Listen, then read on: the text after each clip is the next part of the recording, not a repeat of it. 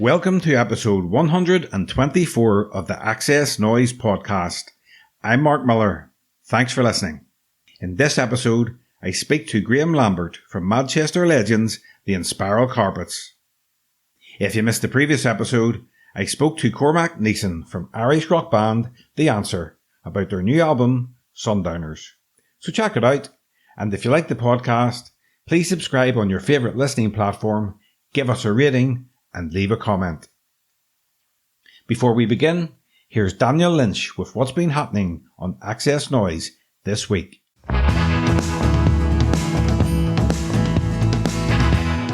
In the reviews section, False Lankum is the latest release from Irish folk band Lankum. It's their fourth album in about a decade, but Ian Byrne says good things comes to those who wait, and this is a unique experience, a sonic masterpiece as the band finds ways of presenting traditional folk through modern production. Niall Donnelly has been listening to Everything More and Other Stories from King Cedar. It's the first album from Stephen McCartney, previously known for his work with Farriers, and Niall says the album is jam-packed with moments, looking for California the standout track. We also have a review of Memento Mori from Depeche Mode, gig and tour announcements from Blackberry Smoke, Noel Gallagher's High Flying Birds, Codaline and Airborne, and the latest single from Brandi Clark ahead of her new album. Stay up to date at xsnoize.com.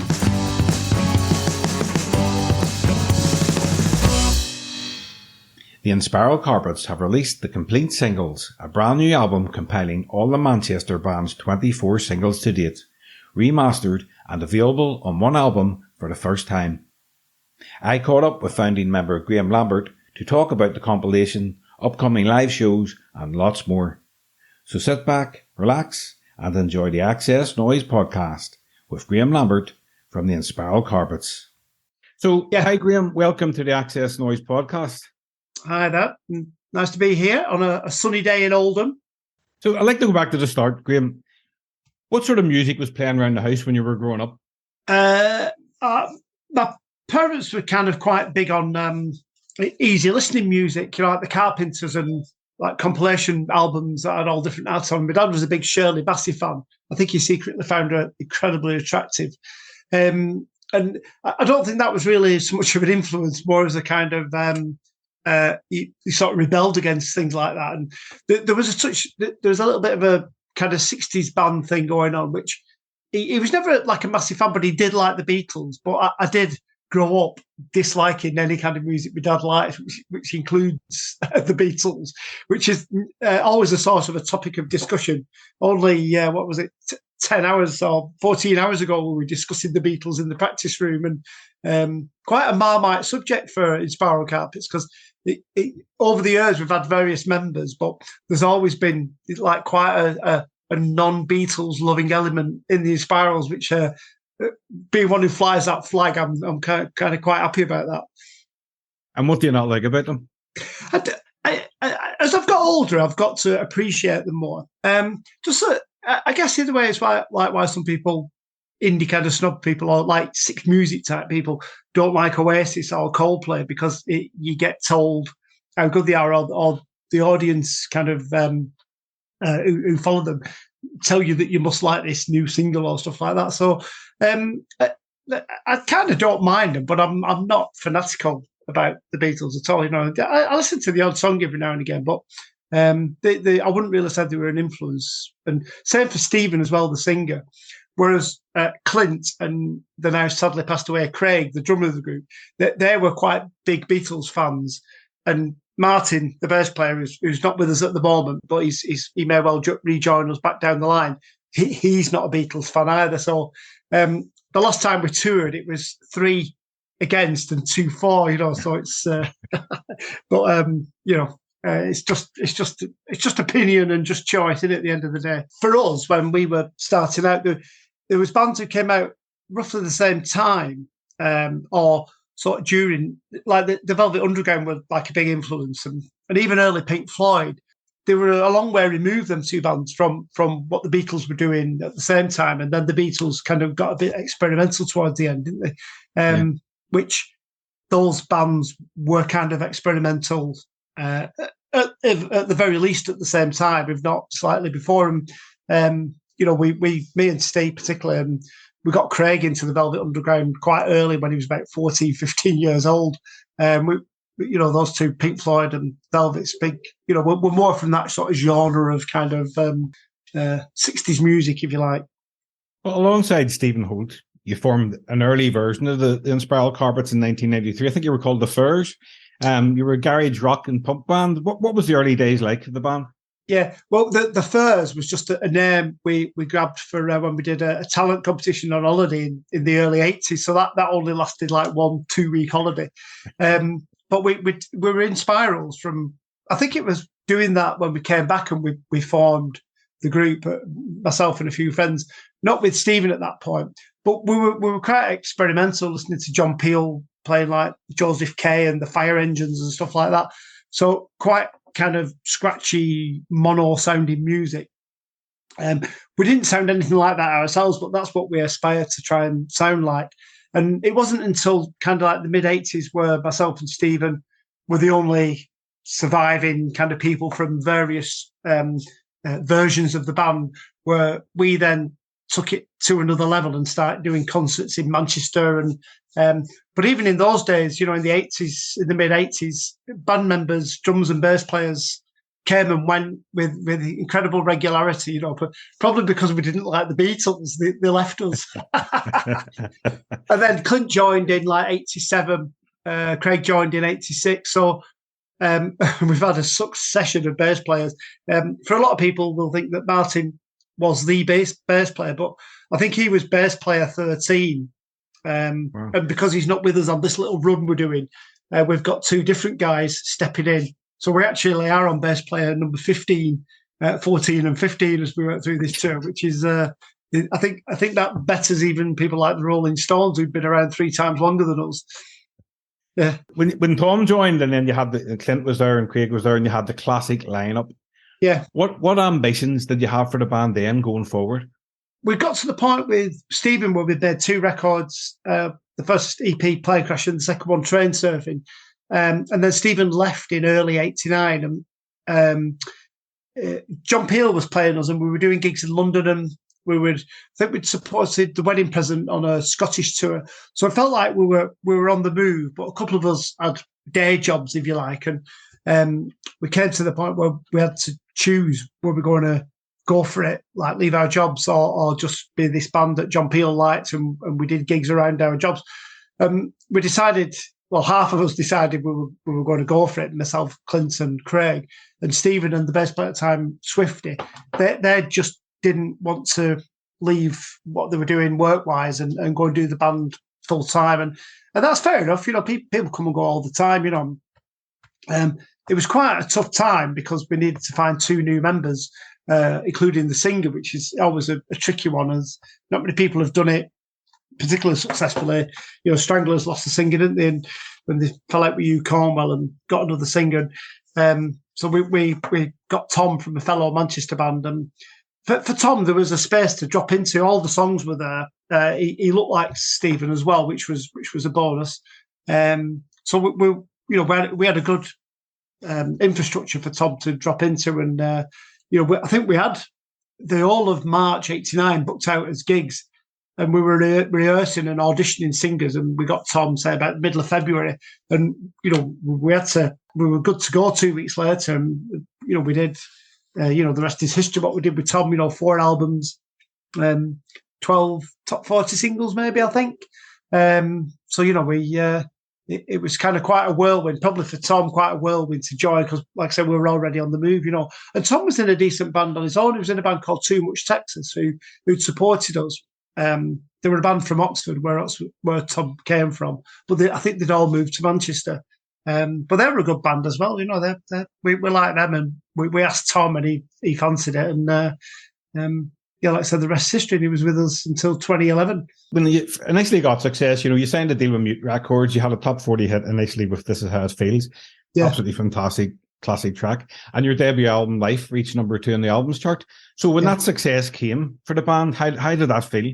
Yeah, great. But when we initially started the band, obviously Stephen wasn't in it at that point. He'd been gone a good year and a half by that point. But we kind of probably only ever thought we we'd be a John Peel band. And then when John Peel got into us and started playing our music, there's obviously life and a bigger life, beyond being a John Peel favourite band, like The Fall were or The Wedding Present were.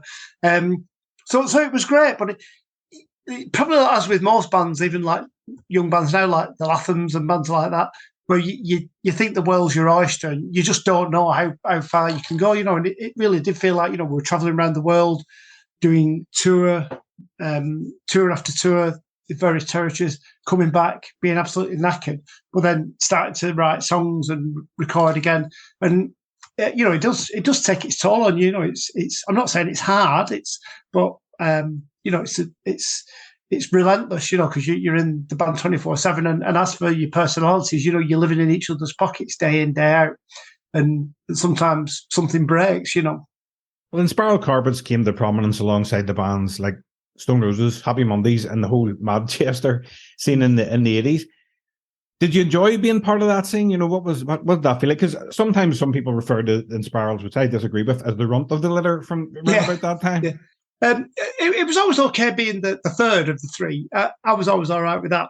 I think we did find it frustrating at the time because we were always mentioned as the third band, but over time, you can't deny it. The Buzzcocks came out of punk. Joy Division came out of New Wave. New Order became a disco version of Joy Division. You get labelled, and it's fine. But at the time, to answer the question, it was quite frustrating because we wanted to be regarded as a band in our own right. But now, looking back, it was a great time, and it was a really exciting time, very enjoyable time, and we were all quite young and enjoying ourselves, going around the world and and enjoying the trappings of playing big shows. We did 10,000 people at GMEX in Manchester in the height of the 1990. That was a very memorable gig. We recorded it for video and DVD.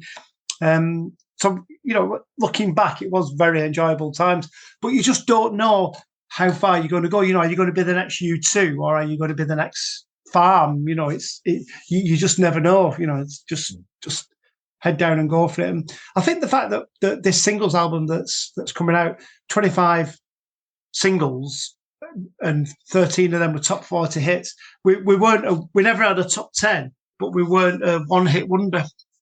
Yeah, well, it's the complete singles compilation that's coming out on vinyl and CD, and it's a fantastic collection. It features all the singles to date as well as remixes. Are you excited the release is coming out with everything in one place?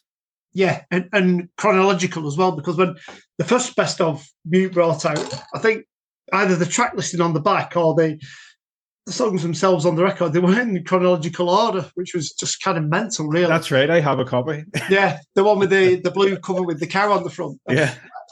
I don't know what happened there. We certainly weren't paying attention, I know that much. But yeah, this new one's great. I love the cover. We spent a lot of time on the artwork, perfecting it. We take great pride in our sleeves, as I'm sure most bands do.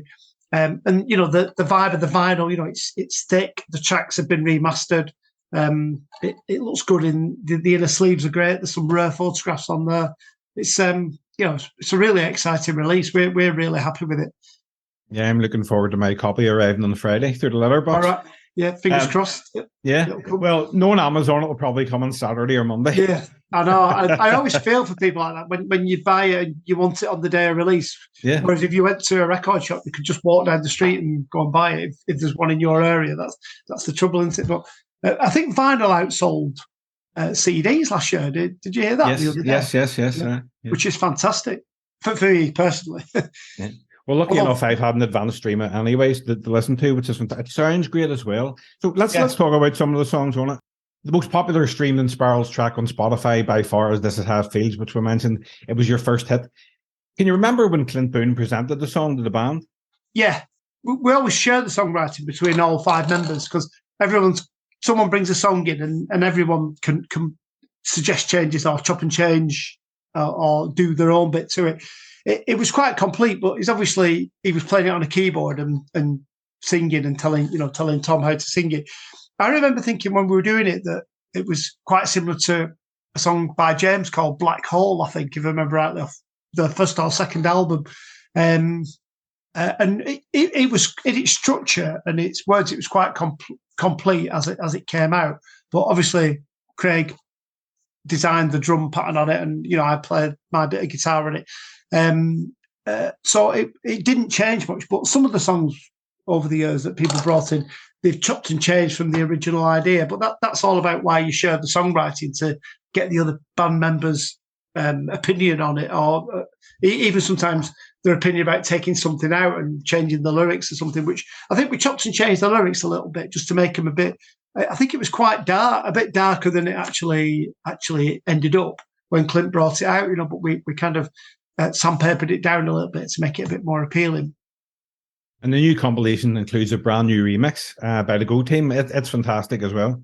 Yeah, that's been kind of quite, the social media reactions to that has been quite interesting. Some people have liked it, but some others have said, this is not for me. I mean, the Go Team are a very new and current band, so possibly a lot of our audience are not too familiar with the stuff they do and some of the remixes they've done. So that's probably the reason there. But, I'm 58, so some of our audience will be 68 and some will be 48, and they won't necessarily subscribe to what a remix is all about, But over the years, I think we have done some pretty good remixes, and a lot of them are on the CD3 of the mix. Martin out the group, he's curated the remix album, and it's a good listen, And there's some good DJs there who were quite at the forefront of the Madchester scene, as well as all the bands, doing good remixes. Yeah, there's definitely some interesting stuff on there. Yeah. My favourite track by the Inspirals is She Comes in the Fall. I think you wrote that there. What can you tell me about writing that song? It's based on the film Rosemary's Baby, the film based in New York. Used to watch that, back in the 80s. And I just remember thinking it was quite a spooky film, quite a scary film with, I think, Mia Farrow's in it, isn't she, I think. Yeah. And I think I remember in the film, someone wrote on a bit of paper, She Comes in the Fall. I can't remember which part of the film and why. And I thought, that's a good song title. And the funny thing about that is we wrote it, but it kind of was meant to be, and this is the whole thing about sharing the songwriting, it was meant to be a lot more sort of bluesy sounding than it ended up. But by the time we chopped and changed it, and then when we were doing in the early stages of recording it, Daniel Millar, who runs Mute Records, he was quite proactive when we were in the studio. He was quite keen on getting involved and remixing it in remixing the single version, and wanted to chop and change a few things and add a few bits of extra guitar to emphasise some of the bits to make it to give it a best chance of being a hit single. And I think it only got to late 20s in the charts, but it went in the chart and it went up the next 2 weeks as well. So even though it wasn't a massive hit numbers wise, it was around the charts for a long time. I think we even did Top of the Pops twice with it, I think. Oh yeah, we did Top of the Pops once, and then they reran one of our performances 2 weeks later, which was quite a rare thing to do. But we felt like, should we do another performance of Top of the Pops, or just let them show either the video or the recording we'd done 2 weeks earlier. And they ran the recording. So that's the only time we'd ever done a performance on Top of the Pops, and Top of the Pops showed it twice, which was, again, you make these decisions, not necessarily always the right ones. Well, you mentioned Top of the Pops. You recorded the song I Want You, featuring Mark E. Smith. I was watching the performance with Mark on Top of the Pops last night. How did Mark get involved with the song, and what was it like working with him? It was crazy working with him. We did 3 days with him, the recording, making the video, and then Top of the Pops. And we had some mad days with the band where people got out of control for various reasons, but Mark was just almost permanently out of control. You just had to go everywhere with him, so he wasn't. He's a wind-up merchant, he just creating problems just for the sake of it to keep himself entertained. And absolute legend. We're one band we all agree on is probably everybody who's ever been in the Inspirals is at like The Fall to some degree. I mean, they made that many albums, you can't fail to not like some of the songs. But he was mad, and he was forever. When we did Top of the Pops, he had a bit of a ruck with Elvis Costello about something going back to the 70s. And bearing in mind, this was 1994 when we did Top of the Pops, and Marky Smith saw him having his makeup done in a dressing room, and he barged in and started prodding him in the shoulder. And it's like, if you'd have seen that scene in 1978, it'd be like two punks having an argument in the BBC studio, but it was two middle-aged blokes, just not grappling with each other, but having a bit of a spat. And Elvis Costello had a couple of people with him, like pluggers and promoters and stuff, and Marky Smith, who was just walking about carrying a can of Halston pills. It was quite funny. It's quite, but it was it was a bit of a challenge having him with us for 3 days, because obviously he's a little bit older than us, and he wasn't on our wavelength. Well, he was a bit, I suppose, but it was great having him doing the song. And when we did Top of the Pops, we rehearsed during the day, and he wasn't getting it quite right as per the record. And the producer said to myself and Clint, he's got to get it right, or we'll just lose him and just do it without him. But we stuck to our guns, and we said, if you can't have him on, we won't be on either. So he got one more chance, and he did it, and it was kind of all right in the rehearsals. So 6 hours later, having just been in the bar all afternoon, we came to do the performance live on telly at night, and he got it vaguely right, but good enough for it to be a legendary performance. Yeah, it definitely was. Was. I mean, there's some amazing tracks. Biggest Mountain, Move on the compilation. Out of all the singles on the compilation, what song means the most to you? I guess it's hard to say really, because they all mean something, because you put your heart and soul into all the recording, all the effort and stuff. But I guess the very first track, Keep Circle Around, and the very last track, Let You Down, are songs that kind of summed us up from where we were in 1988 to where we were in 2015. Almost a full circle, because Steve's on the first track and Steve's singing on the last track, and then in between it bookends Tom's Inspiral career. But every song, I can remember bits about recording it. Back in the day, you were paying for the recordings ourselves and doing indie singles, to then having a massive big budget being on Mute Records and recording wherever you want to in the world, and then ended up recording it in a studio in the side street of Manchester for a very small budget. But now with computers and everything, we rock up with all our Vox amplifiers and Fender guitars and stuff, and you just play it in a room, but it goes into a computer rather than on 2-inch tape. So from start to finish, for me, it's a really strong album, and it documents the band really well. Hopefully, further down the line, we'll do another compilation with more songs added onto the end of it from singles. Whether they'll be hit singles or not is another matter. But the charts are a different place now than what they were in 1990, for example. Well, you're about to go on tour. You're about to. It kicks off in Northampton in March, and then in August you go down under. You go down to Australia and New Zealand. But now that the band's back together in your tour, and is there maybe a possibility down the line that you record new music? We haven't discussed it, but I'm sure there will be at some point. There are some songs left over that we had been working on that haven't come out yet. There's about 8 songs we recorded just as Craig passed away.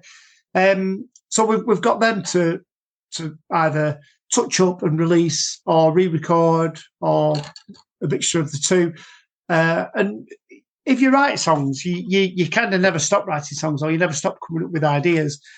And there's nothing like going on tour to make you start playing around with riffs here and there, and people doing a bit of singing or whatever, and coming up with ideas in sound checks. So I would have thought it'd be fairly inevitable that we'll do some kind of recording this year, even if it's just like a single or something, because you kind of start getting a hunger for it once you're playing live. Because it's great playing all the recording songs and all the hits, which is what we'll be doing on this tour. But there's nothing like writing and recording something new. It's kind of really exciting. It's probably the ultimate reason for being in a band is writing and recording your own material, for us anyway. And you'll be heading to Australia for the first time in 30 years and playing your first shows, as I said, in New Zealand. Are you looking forward? Are you excited? Yeah, it's amazing that it's been. I was trying to think earlier on when the band officially actually started, but there's various anniversaries you can pluck out for anniversary's sake, but it will be 30 years and a month since we were last in Australia. But that's a long time, and that's a bit of a gap. you couldn't describe us as excessive tourers of the of Down Under. You know, it's 30 years between tours is a long time, but the reaction's been great. A couple of the gigs have sold out. We're only going to do 6 shows originally down there, but we added one at the front because the other one, the first show, sold out right away. So we've added another night the day before. So it's really exciting. You can't wait to get there. You know, by that time, you know, we'll have done 25 gigs already. You know, so we'll be well in cooking with gas, and we'll be well match fit by then. Well, Inspiral Carpets have written so many great songs, but what songs must always be in the set list, or you wouldn't be allowed to leave without playing? I guess you said that This How It Feels is the most listened to song, but live-wise, you think Saturn V, you know, it's one of the big ones. Probably all the songs you've mentioned, actually, Saturn V, This Is How It Feels, I Want You, it's always a big one live, and She Comes in the Fall. I guess they're the better known singles, and obviously they're the ones that people want to see you playing live. But we historically are a live band that made good records, so the excitement of getting out. And one thing I've noticed this last few weeks in rehearsals with new technology, still the same instruments, but new technology like for monitoring and PA systems to play through. We are, even though I say it myself, we are sounding really good. You know, it does sound brilliant. We've somehow managed to make these really old instruments and really old amplifiers and drum kits sound really good. It's a really exciting time. Looking forward to it. We'll have to talk about Noel Gallagher. We can't talk about Inspiral Carpets. Noel Gallagher always comes up. Famously, Noel Gallagher was the roadie for Inspiral Carpets. What can you tell me about meeting Noel for the first time? I first met him. I was with my wife, and we're at Stone Roses and James gig in would it be May 88, I think it was. And in those days, I used to have a little tape recorder with a cassette in it, and I was standing there recording the gig. And this guy came over to me, and I just remember he had a massive monobrow across his eyes and had a quiff like Morrissey. And he said, "What are you doing?" And I said, trying to whisper back because I was recording, I didn't want the voices. I said, I'm recording this gig. And he said, all right. And I remember him saying he was out on his birthday. It was his birthday and he was out celebrating. And so I was looking round and he was on his own. He hadn't gone with anybody. But probably because of his friend, none of them had heard of James or Stone Roses. And then he said, you're going watching Inspiral Carpets next week at Manchester International 1. And I said, well, I'm the guitarist, so I'll be there. He said, can I come down during the day to help you set up? And he did.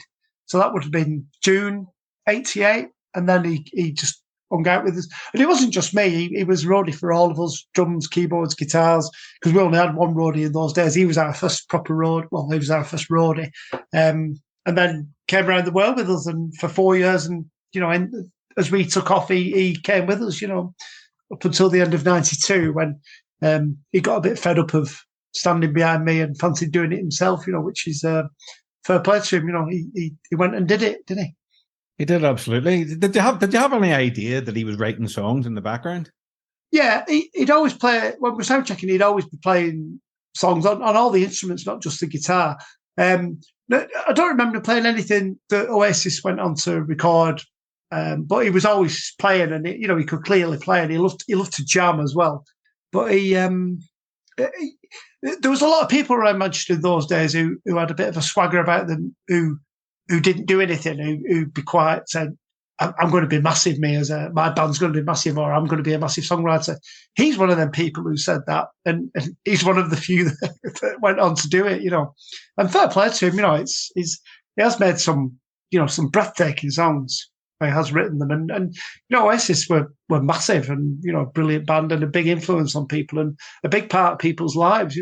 It's amazing, really, and it's funny watching Noel from a distance. By the time they started having success, John Squire got on stage with them at Nebworth, and he jammed, or he's played with Paul Weller, played with Burt Bacharach. These people who Noel loved. He's played with U2. All these people who Noel admired and loved as a kid, he's got to know them. McCartney, he's got to know them and hang out with them. And it's if anybody is living the dream, it's Noel, But he sometimes looks like he's not enjoying it, doesn't he? That's the thing. But he's just like that, He's very is the word droll. He's very, he's very funny, and he always was with us. It's like we had a right laugh. He's hilarious. But I've got a lot of time for him. He's top bloke. And when the Oasis achieved all that success, how pleased were you for him? 100%. Couldn't have been happier. And ironically, we were sort of getting smaller and ultimately disappeared. But it's fine, you, like I said before, you just don't know how long what you're doing is going to last for. But it was great. He worked for us for sort of 4 years. A lot of that was unpaid work as well because we didn't have any money to pay him.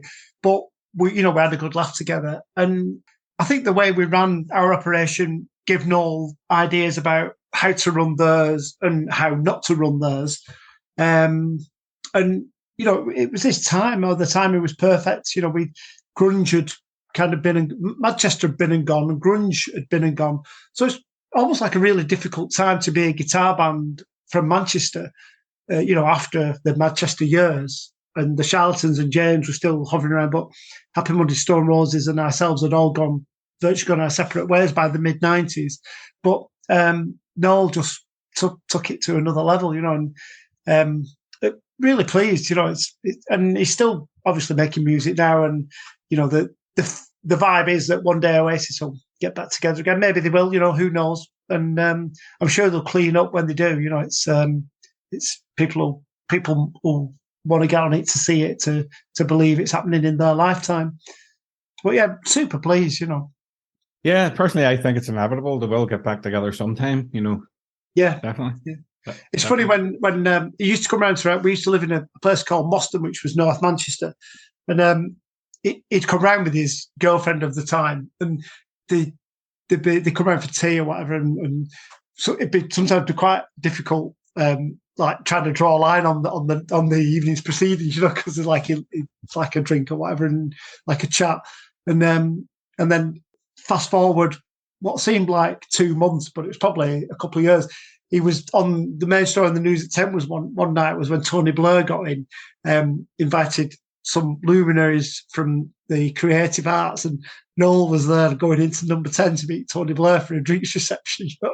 I remember turning to my wife and saying, God, that's the bloke who we couldn't get rid of in our house like a couple of years earlier. It's now the main story on the news that he's going to meet Tony Blair, so, but yeah, it's good value, it's, to his catalogue of songs, talking of what's your songs you like to remember by, the Oasis best of is, some of the best, if not the best guitar music from the 90s, all there on one record, amazing, really. Yeah, and Noel obviously auditioned to be in Inspiral Carpets. Possibly some of those songs could have been Inspiral Carpet songs. Yeah, I think so. I know he was a big fan of some of our songs. 2 songs particularly, not so much the big hits, but Two Worlds Collide was a big favourite of Noel's. And there is some video footage of Oasis doing Two Worlds Collide in the rehearsal rooms at the Boardwalk. I've never seen it myself, but somebody I know's got or did have some video footage of them. This is before they kind of made any records themselves. And when Noel did top 30 Manchester records of all time, he had Keep the Circle Around by us at number 11. That must have been just this Christmas, I think. And that was great for me personally, that, because that's our first single. And when we were playing that, when it came out, Noel was stood behind us, egging us on, which was great, And Spiral Carpets have released 5 studio albums so far. If you were to recommend one of those albums to someone who had never heard of Spiral Carpets before, what album would you tell them to start with? A big believer in chronological order, but I'd say, so in effect, the first one wasn't the first one we released, but Dung 4, which was a demo from 1987, which came out in 2015 or something, just before the last album. So they're all out of sync. We actually recorded them, but from Dung 4 right through to the last album, Inspiral Carpets, if you do them in order, I guess that really figures. If you started with Life, that's the first album that a lot of people would know, which was good. The second album's a bit dark, but quite deep, and a really strong album as times totals. Album number 3 has got 4 top 40 hit singles, Revenge of the Goldfish, and Developing has got, for me, 3 bangers, Saturn 5, I Want You, and Uniform on. The rest, maybe not so hot, but, we are what we are. And then the last album, which had Stephen back on vocals, is 12 songs that, we put everything into and back to being a garage band. There's absolute tunes on there. But I'd start with Dung 4 and then work chronological, because you would have the chronological order of the Inspiral Carpets. Looking back on your time in the Inspiral Carpets, your time so far, what's been your highlights? We're about to start on a big highlight next week when we go again after 8 years of not doing anything. But there's various highlights. Being played on John Peel for the first time in 1988. We did a gig at the River Plate Stadium in 1991 where they had the 1978 World Cup final. We played to 10,000 people at GMEX in Manchester in 1990. Various highlights and some low points as well. Like we talked about Noel, even watching Noel go on to bigger and better things than what we did, even that's a highlight, because take great pride in being pally with him before they made records and stuff. So I couldn't really name what. I think it'd be unfair naming one thing. When members leave is always very emotional, stressful, traumatic, and upsetting. When new members join and they fit in, okay, it's quite a turning point and really good, which is obviously gone through that recently. So I guess we just keep going and you enjoy it. We've enjoyed most aspects really. In Tom Hingley's book, Tom said that Inspiral Carpets, in a strange way, is the history of Graham. What do you think of that? All right, I must read this book at one point. The history of Graham. Well, the funny thing about Tom and me and the group is when there was problems and he was canvassing like opinion stuff, he always said, "This is your band. You need to sort this out." And then when he'd done his famous tweet where he said Inspiral Carpets have split up, which we hadn't discussed, which I took great objection to, I asked him to take it down and he said no. And he said, "It's not your band," which made me laugh, because for the 5 years he'd been in it, he'd been saying, at that point, be 10 years, he kept saying, "It's your band, this. It's not Clint's band, it's your band." So then the one time he did something really serious that I didn't like, he told me that it wasn't my band, which I still laugh about that today, as you can see. So, yeah, maybe. I mean, I'm happy with my role. For a lot of people, Clint is the pop star of the band. Clint's great, he's brilliant. He's like absolutely fantastic human being.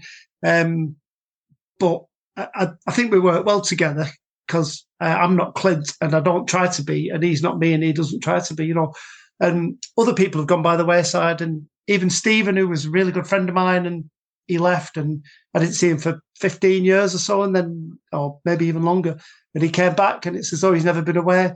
Tom, not to belittle Tom's input, because obviously Tom's a fantastic singer, and his input was great, but ultimately fell on his sword, and Craig's passed away. Martin doesn't fancy it this time. I do think about the situation and wonder what people, if they do care, what they actually might think. But I can hand on our side. I don't think any of it's directly my fault. Tom would still be in the band if it wasn't for what he said and did. And Martin doesn't fancy it this time, and Craig's passed away, and Clint's still there with me. And that's how it is. And if that's how Tom sees it, then that's fine. Tom, it was great having Tom in the band. Obviously we went to a new level artistically with Tom, and great singer, and he never put a foot wrong on the stage, but quite a complex character, and at times raised challenges that I've not had since he parted, to keep things on the straight and narrow. I like to ask my guests the following questions. Yeah. For us music fans, music is the soundtrack to our memories. What's on our album, when you listen to it, brings back the best memories for you? I don't know. I always listen to all kinds of different kinds of stuff. That's a tough one. I know what it is. The album "Chill Out" by KLF.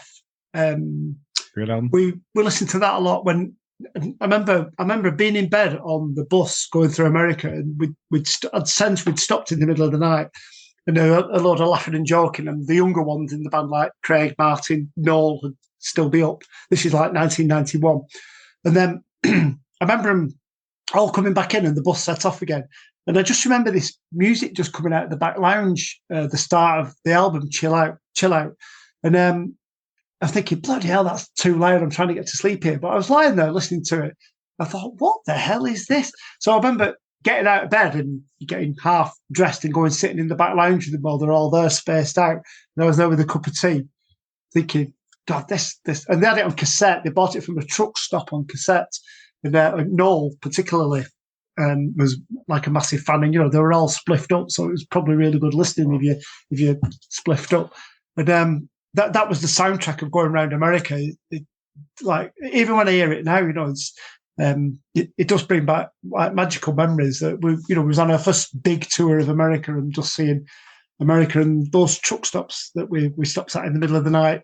They did have all weird things like gloves to shear sheep with and vitamin tablets and albums by the KLF that you couldn't get in England. It's but like quite a magical time, really. It's good.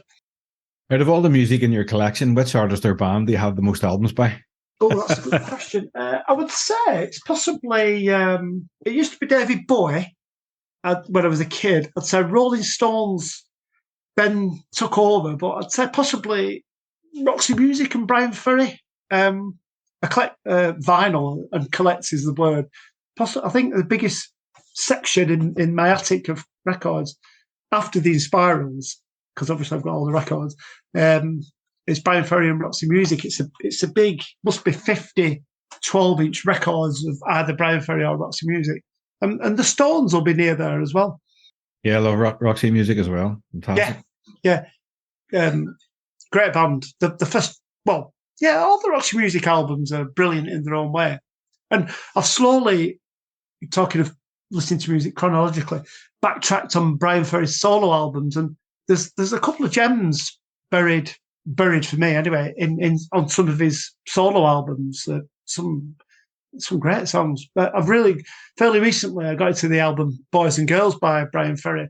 Didn't know when it was from, and who's played on it or what significance it had in his career and where it fitted with Roxy Music. But that's a great album, some great sounds on there. It probably cost hundreds of thousands of pounds to record, but it's a great album. Yeah, it's got David Gilmour on and Mark Knopfler playing guitar on two separate songs. And the 1987 in me would be going, leave it. But the 58-year-old me thinking, these are belty tunes. And it's got a lot of Arabic kind of style sounding music to it. Like, for me, it's a great album. It's good. And there's a B-side that came out around that time called The Main Thing. That's got a great like drums and bass groove to it. That's a great tune. What song or album is your guilty pleasure? Don't know really. I keep looking that way because my CDs are over there, but I never listen to CDs these days. That meant to be like an album that's a bit naff, but you like listening to it. I always say, if you were driving down the road in a car, would you have the windows up or down when you were playing it? Up or down? You mean yeah. The ones I'd have the windows up to? Yeah. I guess my wife just reminded me because she's laughing in the lounge there. There's an album, it's a vinyl album, but I replicated it on a Spotify playlist before I even knew the vinyl album existed, called American Heartbeat. And you know all those, terrible for me bands like Rio Speedwagon and Africa and Toto. I bloody love that shit now, me. Africa is a tremendous song. Yeah. It's great tune. Yeah, that's the band in it, Africa. That's the song in it, Africa. The song, yeah, Toto. Yeah. Africa. And then, Cold as Ice, that song, whoever sang that. Yeah. It's now referred these days as yacht rock. Yeah, that's it. Yeah. Yeah. There's Eye of the Tigers on there, but that doesn't really qualify because that got to number 1.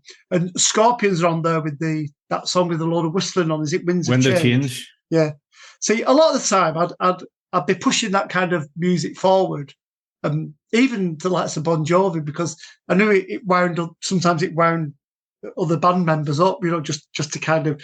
I think I remember Tom coming in the studio once, and we were doing some demos with a Suede's producer, a guy called Ed Buller, and he was a bit of a Beatles fan, and I just mentioned, just not to wind him up, but I just said, God, I'd rather listen to Bon Jovi than the Beatles. And he pressed stop on what we were doing when he turned round. I was sat behind him. He turned round, and we had like not a blazing row, but we had a heated discussion. And I remember Tom walking in halfway through it, where he couldn't believe what he was seeing and hearing, that I was arguing with the producer about Bon Jovi were better than the Beatles. I didn't necessarily think that, but because he was like Beatles this, Beatles that, it was kind of like, I guess it was probably winding me up. So I had to come back with something in a Marquis Smith style, and try and be anti-fashion. Very last question, Graham. Yeah. If you could go back and relive one musical moment from your career, what would it be? All right, here we go. It was a Friday afternoon, sat in our office that had fax machines, big tellies. Our manager at the time was a real gadget man and bought things at top price. And we'd recorded the Island Ed EP, which was Biggest Mountain, Weakness, and then a song called I'll Keep It in Mind, and a song called Gold Top.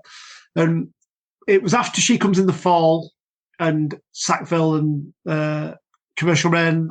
The first album period had ended, and we were doing a bridge single before the second album. And we were on our own planet, definitely. And we had a meeting on this Friday afternoon where they'd come up from mute to listen to what we'd recorded. And we just wanted to release Biggest Mountain as a single. And they'd come up from London to say that's not the best idea. Pick Weakness because it'll be a continuation from where She Comes in the Fall was. It's an upbeat tune, but we just got it in our heads that we knew best, and Weakness was going to be a top 5 single, and we didn't listen to him. And I'm kind of sorry that we didn't. It wouldn't necessarily have done any better, Weakness. It probably would have, because it would have come after She Comes in the Fall. But sometimes other people, you don't always know best, and we didn't listen to him. That's definitely like a big regret, in so much that we must have come across as really arrogant, and we were all into Biggest Mountain because it was just a bit different, and it's like super mellow, and it's like a waltzy beat, and it's a bit different. But we should have played safe and gone with Weakness. But you live and learn, don't you? I disagree. Biggest Mountain is one of my favourite Inspiral tracks. Thank you. And it's different, and it really shows off Tom's singing. Tom's falsetto or whatever it is, he's amazing on that track. But I just think as a career move, we should have just gone to radio with Weakness as a kind of. She Comes in the Fall got to late 20s, like I said, so Weakness might have gone 15 or something, but as it happened, Biggest Mountain, or the EP headed by Biggest Mountain, was like 23 in the charts or something, So, but thanks anyway. I guess decisions like that shape the band's career, and we were always the third of the 3 like Madchester bands, weren't we? And that's probably one of the reasons. They were doing Fool's Gold with a funky drummer beat and wah-wah guitar, and same year or the following year, we were doing Biggest Mountain with a waltz and a guy singing in falsetto. But we are what we are. It's fine. That's just one minor thing really that I've changed, because I think we had a bit of unnecessary arrogance about our choice. We just dug our heels in. Well, that's me finished, Graham. Is there anything else you would like to mention before we wrap up? No, it's all good chat. Very, very, very deep chat. That's great. Thank you. Yeah, I really, really enjoyed it. I've been wanting to speak to you for a long time. I've been really looking forward to it. Yeah. Have the album on repeat, and it's great to hear the songs remastered. They sound really fresh, and the sound. Yeah, I'm not even sure what remastering means. They're telling me it's been remastered, and it comes in capitals on the email from the record label. But don't ask me what remastering means. But they definitely sound big, and they all sound like, you can tell they're all recorded in different places, or to me anyway, but the sound quality is lifted and equalised across the record. And it's a great record. I'm looking forward to it coming out and seeing what people are saying about it when it gets released on Friday. Yeah, and it's great to have all the singles in order as they are on the album. Yeah, yeah, the right order. Yeah, we got it right this time. Yeah, and it's great vinyl. I mean, as soon as we started talking about it, we were talking about doing another project, but once we decided we were going to do some shows, the other project went by the wayside, and the singles came to the fore. And I thought right away, one thing is they're going to be in the same order, the chronological order. It's going to come out on vinyl. Ideally, I wanted a gatefold sleeve, but the budget didn't run to that. But it's still good because we've got 2 printed inner sleeves. And I'm really proud of the artwork. I spent a lot of time going backwards and forwards about the artwork and checking with the rest of the group that they liked it. So I'm really pleased with the release. I'm excited to get my final copy. It's a great package all around. Yeah, thank you. Well, thanks very much again, and hope you have a great day. Yeah, you too. Thanks very much. Thanks for your time, Matt.